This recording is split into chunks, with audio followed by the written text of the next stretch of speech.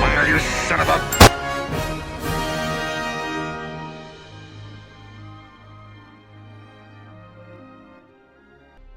And with that, Radow goes down within 20 minutes. Now comes probably the hardest part of this challenge, and it is the travel back and forth without using fast travel. Up until now, the quest lines have been doing it for me, so I haven't really had to do a lot of travel, but now it wants me to go back to Azu's. But first, look at this little blue guy. This is one of the rare pets of the game. If you catch him, you'll actually get an achievement. Now, there is a trick to catching him, but I'm not going to be able to do it right now as I don't have the materials in order to do it. So I continue on, traveling all the way through the Windward Plains into the forest. Now, it isn't all that bad because on the way walking between the various locations, I'm able to stop and pick a lot of the items that I'm able to craft with. I need tons more herbs, honey, especially honey, bitter bugs, god bugs, pretty much anything I can get my hands on, of course when I'm not being delayed by the loading times between the zones. Now, I could edit all of this out, but the reason why I'm not is to show you that I am in fact doing it.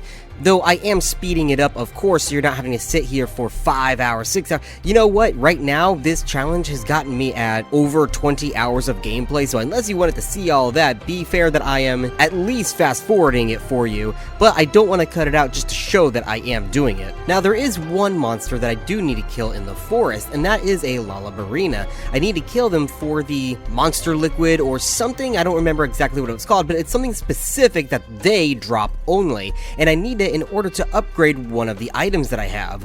Luckily, there was one walking around in the forest, so I managed to track it down and engage in the hunt. Of course, the cat is there, but once the quest actually begins, he'll fuck off. Now, because you've already seen me kill a Lalabarina, I'm pretty much going to edit a lot of it out and just kind of breeze through it, but also that the fight doesn't last that long to begin with anyway, so I'm not going to stick on this too long. It takes me about 7 to 8 minutes in order to kill this Lalabarina, and I do get the item I need, and luckily I only needed one. So now, when I get back to town, I'll be able to upgrade the weapon that I need. But first, we have to get all the way to the oil fields. Now, I'm sure you've noticed that we've pretty much hit the 50-minute mark of this video, so it is getting quite long. That is why I'm going to be splitting up low rank and high rank. This video is only going to have low rank, but don't worry, I will be doing high rank. I'm not going to quit halfway through. In fact, as I'm editing this part right now, I'm pretty much into high rank and I've been grinding levels. Not quite to tempered yet, but I'm getting there.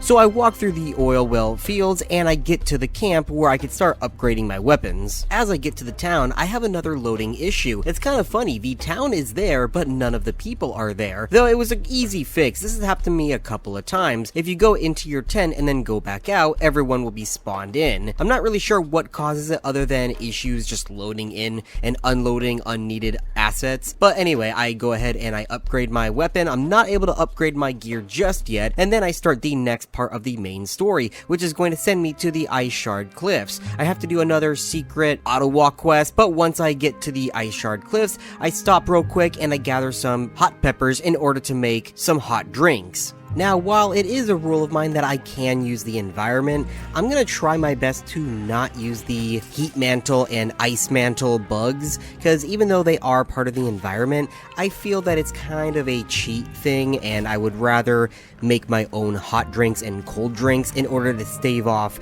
the different status effects. But now, anyway, it is time to fight Nersilia. Nersilia is a returning monster from Monster Hunter 4. She doesn't do much and is pretty slow to attack, but that means she tries to slow you down by webbing you or making you go to sleep. She can also poison you with her pincers if she manages to bite you. Now, in my original playthrough with my other character, I found this fight to be quite boring. I wasn't really into it that much as she is pretty slow, and using the dual blades, you are able to get around her very easy without being struck that often. Using the bow, however, she is able to use more abilities to try to slow me down and get at me with her long pincers, as you see there. Now, while majority of the fight was easy, I did fall into one of the Monster Hunter traps. I tried to dodge away out of her stinger, but she managed to hit me, which put me to sleep. It left me vulnerable for her pincer attack, which inflicts poison, and because my health was so low, I didn't even get to take 2 steps before I died to the poison. So yeah, that antidote I had on me, I was not even able to use before I completely went down. But it's okay, even though this is my 3rd cart, it was one of those Monster Hunter moments, as I said before, so I continued on with the fight.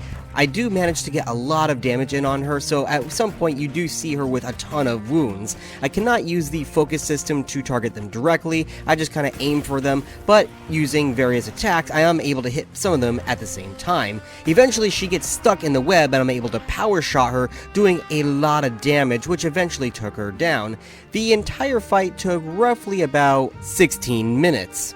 Though nothing was going to prepare me for the next quest, which is the Hirabami quest. Now, I do go ahead before the quest starts and set up my radio wheel. This is actually quite useful to me because I use a controller to play, so I can quick select any of the items that I need, such as using the large dung pod in order to disperse groups of monsters.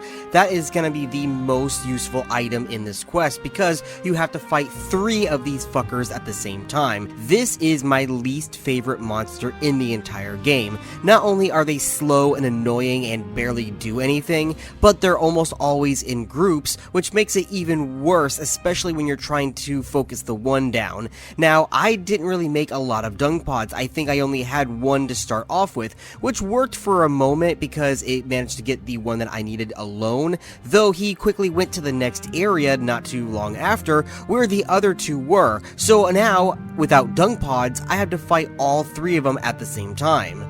I was lucky that a few times throughout the match, I did find dung just laying around, so I quickly crafted it into a dung pod. Now, I was not able to make it into a large dung bomb, I had to sparingly use it, so I launched one that I had at only one of the Hirabami, because having 2 is better than 3. So, with that one being sent away, I was able to focus down mine until he decided to run away again, where he jumped down to the bottom of the bridge. It was easy to jump down after him, and even though I swiped my spear, I wasn't able to mount an attack because I was just too far away. Unfortunately, his buddy shows up and all 3 of them are there. I was able to utilize the environment and pull down a giant boulder onto his head, which did a lot of damage. After several minutes of fighting him on that bridge, he does run away to the next area along with all of his buddies, so I give chase. Oh yeah, so remember how ration food only lasts 30 minutes? Well, I forgot to eat before the Hirabami quest, so yeah, if you notice my health bar, it is only half full, and my stamina is going down quickly. I eat a couple of rations to pull it back up, though finally, after 26 long fucking minutes, I defeated the Hirabami. This quest was probably the longest one I had had so far, because of just all of the hurdles from the no health, no stamina. I ran out of hot drinks at some point, all 3 Hirabami, and I had no dung pods. It was crazy, but now it was time for the Arjarkakin fight. Now, right now you see 2 of them. This is part of the story mode, which is why you see the cat and Olivia, but after a moment of fighting them, they will separate and then you start the quest proper to fight one of them. I used the dung pod because I had forgotten about that one little detail, so unfortunately that got wasted, but now it was time to fight him properly. Arjarkakin is pretty much a fire monkey. He utilizes a lot of abilities that Rajang does, though to a lesser degree. That's the same with Blanconga, but we'll get to him in high rank. Arjarkakin will utilize the environment as well as his natural ability to use fire and blast damage. Blast damage is what used to be called slime in Monster Hunter Tri, or Tri-U rather, as Brachydios is the one who introduced it in Tri-U. When you are afflicted with blast damage, you basically have a ticking bomb on you that you can get rid of if you roll on the ground. If you do not, it will do damage to you. Now, if you inflict blast on a creature, it will build up over time and then basically act like a small bomb that goes off after a certain amount of hits. Now, our Jarkagan is not the only one to utilize the environment. As you saw there, I managed to use the hammer on him. The hammer is pretty powerful, so use it when you can, but it does have a cooldown. Now, I fight him in this area long enough for him to go into rage mode, which basically brings out his fire side. He will go into the ground and strike up lava. He will do this in other areas besides the fire area, as if you fight him in the arena in high rank mode, he will do the exact same thing. So I don't know if it is him calling up lava from under the stone, or if it's him turning the stone into lava from the amount's heat coming after him. Anyway, I chase him into the next area. Now, as I'm editing and recording, the Hunter-Gathering Hub is going to be released at the end of this week, which is going to involve a mini-game of barrel rolling. But before that, you are able to roll these giant balls of fire and death down this little pit, and sometimes hit some creatures. Now, I tried to hit the Jarkagan, and I completely missed as he saw me before it got down to him. Though, if you're just out here exploring, you can have little salamanders down there that you just kind of throw it at, and it's kind of fun to hit them. I did manage to hit a Rathian one time, so that was something. Now, I'm fast forwarding through most of this, and I even cut out a lot of it because it is kind of rinse and repeat from there. I make it back to his home turf where he's able to utilize the environment and pretty much climb on the rafters, kind of like, you know, he's a monkey. And Olivia does rejoin the fight as this is part of the story mode quest. She doesn't really do much in this because you are fighting him pretty much by yourself until he reaches the last 10% of his health, where she will rejoin you. It took me about 18 minutes to defeat him, but now it was time for one of the all-time favorite creatures, Nuudra. He is a brand new octopus-like creature whose moveset is very unique. He can attack with every single one of his tentacles, as well as all of them can be severed, though he does have quite a telegraph, especially when he raises his tentacle toward you and shows like a blue circle. That means he is going to strike with that tentacle. So he is very easy to dodge out of the way if you have enough room, and that's going to come in handy in a second here, just keep that in mind. Anyway, he seems to prioritize single strikes in front of him, though he can do cleave attacks as well as some AoE frontal cone abilities. I do manage to use the hammer on him just as I did our Jarkagan, which does massive damage. Now, I'm gonna be skipping ahead a lot because this fight did in fact take me a long time.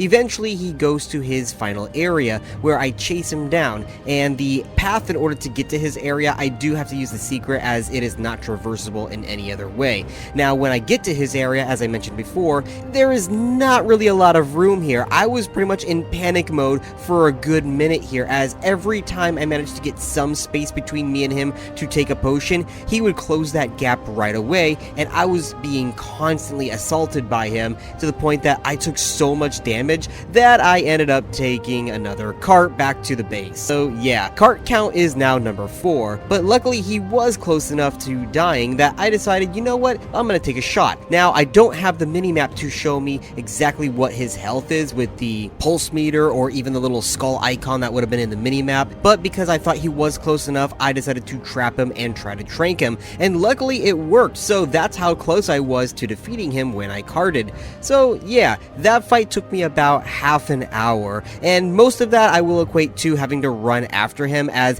he's able to slip into the walls and basically teleport anywhere he wants to, so having to find out where he went and how to get to him was the biggest part of that fight. Overall, that fight is pretty easy, except for that last area where there's not really a lot of room to dodge out of the way. But now it was time to head to the ruins of Wyveria, but first I go around the oil well area and gather everything I can before I decided to take the trek to the next area.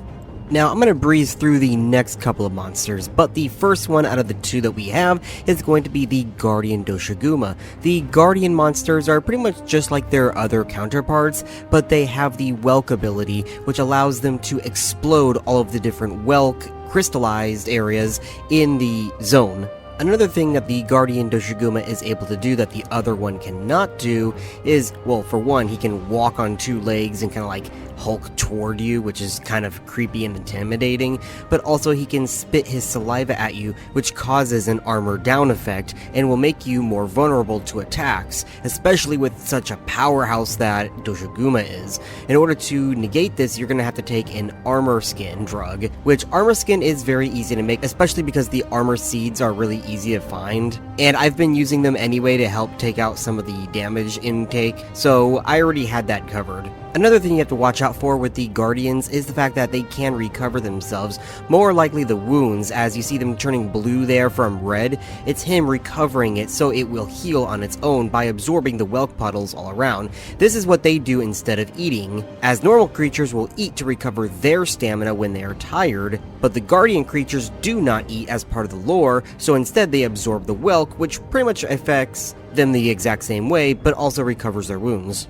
After Guardian Doshiguma is taken down, we quickly move over to Guardian Rathalos. Guardian Rathalos is pretty much just like a normal Rathalos, of course with a few exceptions, just as the Guardian Doshiguma. Now before we actually get to him, you see me gathering some stuff there. I gathered a bit of bone in order to upgrade my weapons and upgrade my armor as well. I also gathered a bunch of honey to make more potions. Rathalos has always been a pain in the ass to fight, especially when you're a dual sword user, because he's almost always up in the air. Now in Monster Hunter Wilds I noticed he's not in the air as much as in previous games, but he is still long enough that if you are someone who is more close combat oriented like the sword and shield or the dual swords, he is going to be a bit harder to hit. Using a bow is actually a lot easier. I took him down fairly easy. The only time that it took to kill him was due to the fact that I had to chase him everywhere, so that's where most of the time went.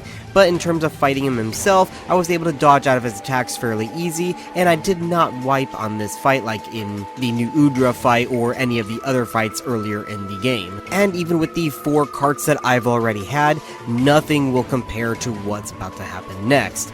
I don't think I've failed a quest at all in Monster Hunter Wilds on any of my characters until this next fight, which is going to be the Guardian Arkveld fight.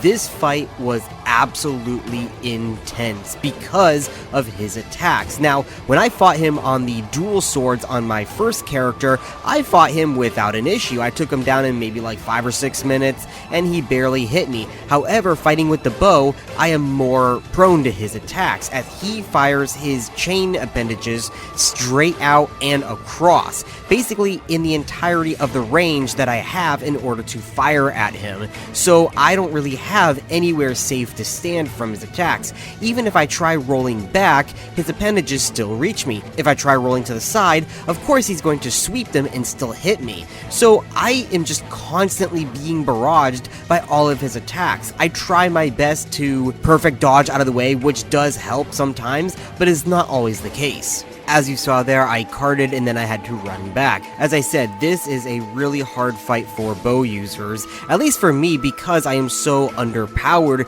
comparatively to anyone else who would be taking this quest on normally. I cart again, so now I am on my last fight. I don't even know how far he is into his health pool because I've been fighting him for 10 minutes now, and I feel like I'm getting nowhere when I'm constantly trying to dodge away out of his attacks, only to fail and get hit and then be carted again. And with that, I am facing my first quest failed in the entire playthrough that I've had of Monster Hunter World.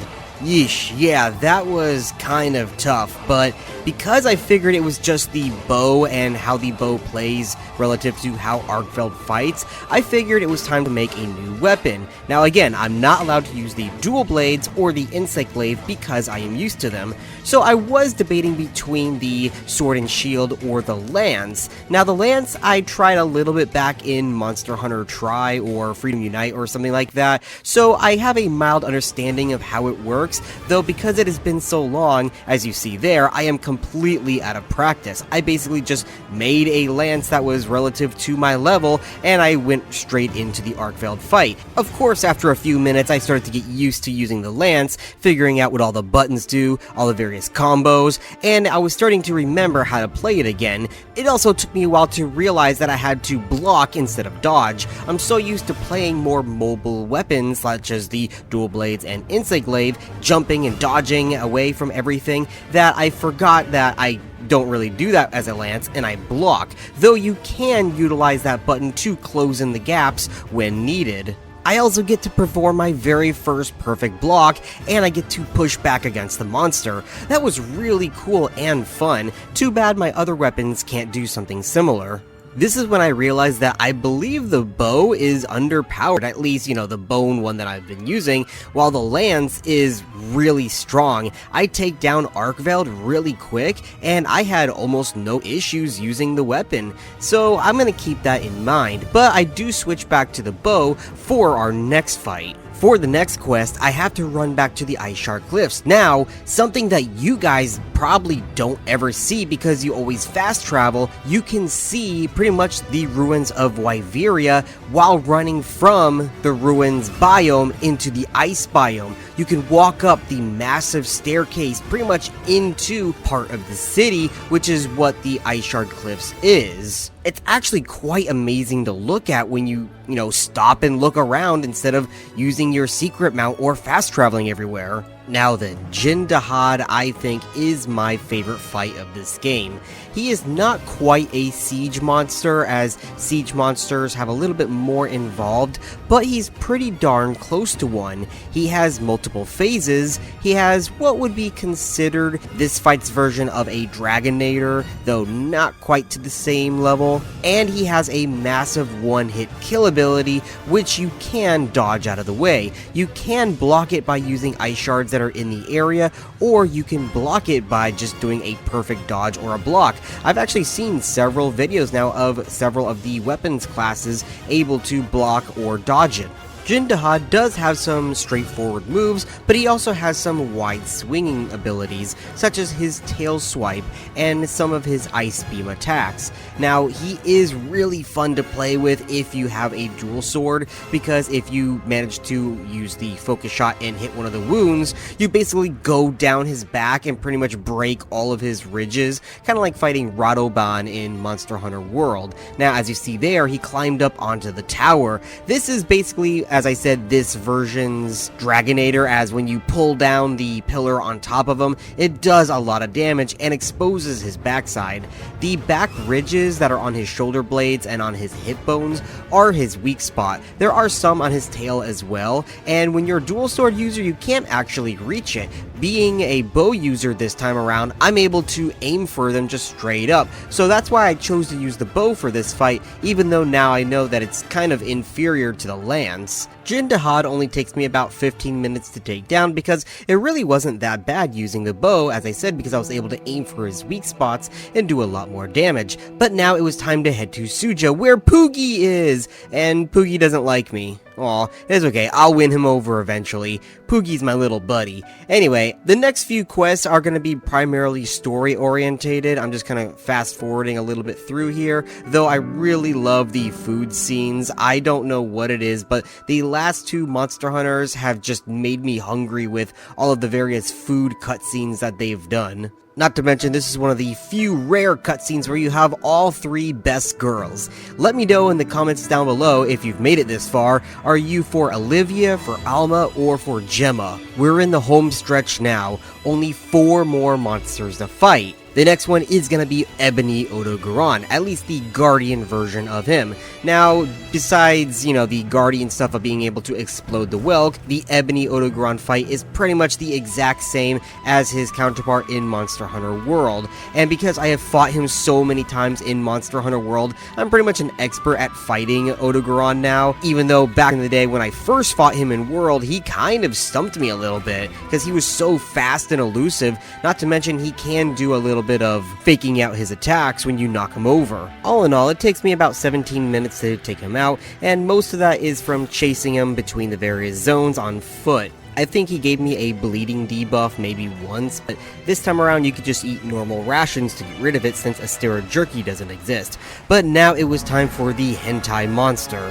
Zuwu completely surprised me when I first fought him on my original character, because he was not featured anywhere in any of the trailers or just anything at all. So when this happened, I was completely taken aback, like, holy crap, what the heck is this thing? It's like a giant mushroom octopus. Though I I was glad that now there's a second octopus monster instead of having just one. They're really utilizing that model, but unlike New Udra, Zuu has a completely different moveset. His animations and everything is pretty much unique in its own thing. I think maybe his traveling animation might be the same, but all of his attacks are completely different. And for one, he is a wide swinger, and as you saw earlier from the Arkveld fight, wide swingers and just basically anything that has a long reach is the bane of my existence for a bow user. So I have quite a troubling time fighting Zuu, and it's even worse because just like New Udra, he slips into the cracks and pretty much can teleport anywhere into the map, which means I have to travel fucking forever just to catch up to him and continue the fight. Though, again, like I said, he has a lot of attacks that are just wide-ranging and long distance, so no matter how many times I tried to dodge out of the way or run and get some distance, he would just hit me. He manages to cart me once, but after that I said, I need to go get my lance, because that seemed to work for Arkveld. Well, I cannot visit the campsite in the middle of a fight because that's part of my challenge, so I decided to abandon the quest, because the reason why that is acceptable is that if I stop in the middle of the quest, the creature will stay the exact same. However, if I abandon the quest pretty much will start over, so it's not really gaining me anything. I am losing instead. So once I get my lance, I run back to continue the fight. As I said before, the lance is pretty much superior to the bow, at least when it comes to the basic form of non-elemental iron and bone weapons that I've been using, because while it was taking me like 20 to 30 minutes, and that's including travel time to fight monsters, the lance is taking me a hell of a lot less time, because when I go to fight Zuu here, it takes me 12 minutes to completely kill him, and that's again including travel time. So yeah, the lance is actually pretty good, and because of that, I think I'm going to be keeping it for the next two fights, especially the next one, which is going to be another Arkveld fight. I will not be able to fight him with the bow regardless, so I'm going to have to go at him with the lance.